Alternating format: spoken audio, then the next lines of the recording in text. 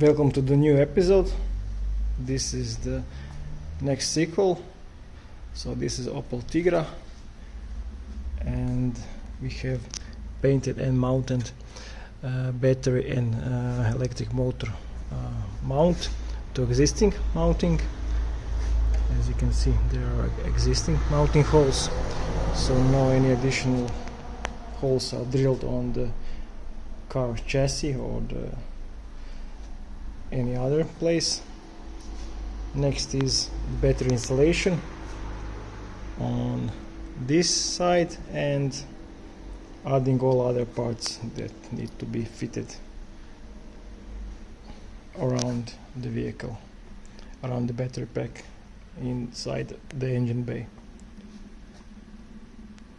Keep subscribe and see the next episode.